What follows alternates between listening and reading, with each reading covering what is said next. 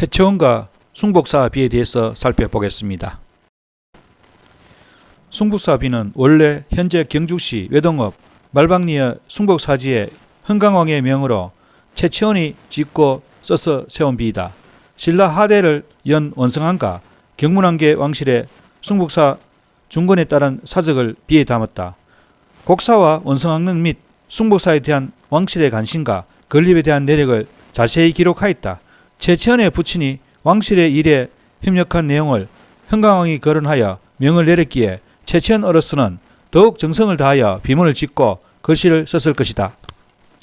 최채원의 글씨는 그의 문장과 더불어 고려 전기까지 주요한 흐름으로 자리잡아 남할 여초 서희사를 설명할 수 있는 가장 효과적인 서풍으로 보인다. 지금까지 그의 친필로 확인된 것은 숭복사비와 진감선사비 밖에 없기에 비록 비편으로 남은 것이지만 아주 소중하다.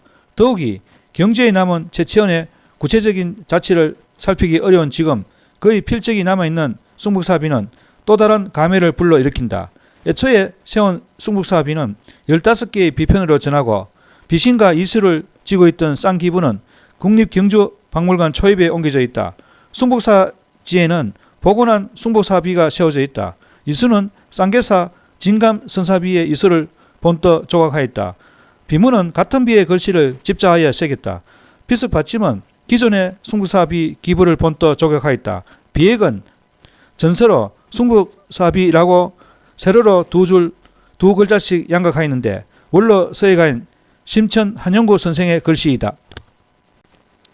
원래 파진창 김월량이 지금의 원성릉 자리에 곡사를 창건했다. 김월량은 원성왕의 어머니 소문태호의 외숙이며 왕비 숙정아호의 외조부이므로 원성왕과 가까운 친척이다. 원성왕이 죽자 풍수지리설에 따라 곡사 자리를 매입하여 왕릉으로 삼았다. 이런 까닭에 곡사는 원래의 자리에서 오리 난지 떨어진 지금의 말방리에 이전하게 되었다. 고니모왕의 바위에 기대어 절이 있었기에 고니 곡자를 써서 곡사라 했다. 이 절이 숭복사의 기원이 되는 셈이다. 38대 원성왕은 무일왕기의 김정은을 따돌리고 왕위에 올랐다.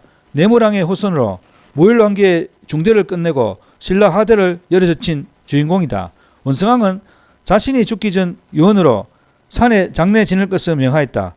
장지를 가리기가 어려워 곡사를 지목하여 왕릉으로 삼게 되었다. 곡사는 지금의 숭복사지로 옮기고 곡사터에는 원성왕릉을 만들었다. 이후 잦은 왕위계승의 다툼 때문에 60여 년 동안 8대 왕을 거쳐 헌안호의 사인 경문왕이 즉위하였다. 옮겨진 곡사는 그동안 방치되어 있었다. 이에 경문왕이 불사를 일으키기로 발언하였는데 꿈속에서 원성왕의 가르침과 격려를 받고 대대적으로 중수하기에 이른다. 그러나 곡사를 중수하고 새로운 정치를 펴기도 전에 경문왕이 죽고 아들 흥강원이 왕위에 올랐다. 흥광왕 11년 885년 가을에 곡사의 이름을 크고 높은 복이라 뜻하는 대숭복사로 바꾸도록 명하고 관리에 필요한 여러가지 체제를 갖추도록 하였다. 경문왕이 곡사를 중수할 때 신라 하대의 중시적 격인 원성왕의 복을 비는 데 초점을 두었고 흥강왕은 부왕인 경문왕의 뜻을 이어서 후손들에게 물려주려 하였다. 흥강왕 12년 886년 봄에 885년 당나라에서 귀국한 최채원에게 명하여 비문을 짓도록 하였다. 현재 전하는 숭복사에 관한 역사적인 기록은 대부분 숭복사비 비문에서 비롯되었다. 삼국유사에는 단편적인 기록이 남아있을 뿐이다. 최채원이 지은 비문은 흥광왕과 정광왕이 죽고 나서 진성왕이 즉위한 뒤에 완성하였다. 최채원이 직접 글씨까지 써서 비석을 세운 때는 888년 2월 이후 889년 봄 초속의 난이 극성을 부르기 전에 추정된다. 학자에 따라서는 896년에 건립되었다는 견해도 있다. 처음 세운 비는 숭복사비와 같이 조선 전기에 파괴된 것으로 보고 있는데 20세기에 들어 깨어진 비편이 발견되었다.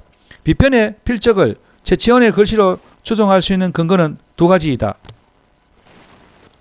하나는 기록으로 전하는 숭복사비 비문에 최채원의 자신의 글씨라는 강한 암시를 주는 내용이 서문과 명문의 두 곳에 나온다.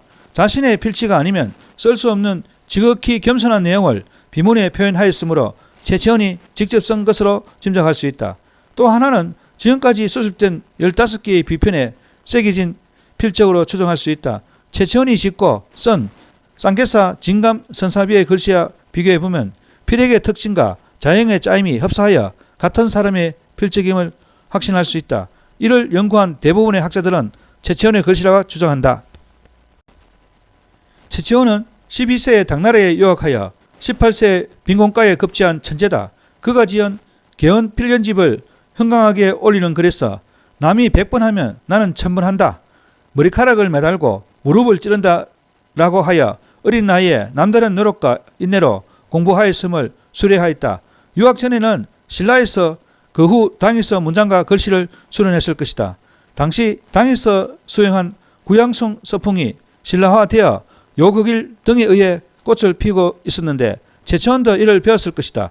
유학 당시 당에서는 유공공의 서풍이 대대적으로 유행 중이었다. 유공공의 서풍은 구양선의 골격에 안진경 필액의 특징을 섞여 이상적으로 조합해낸 것으로 최치원은 이를 수용하여 자신의 것으로 만들었다.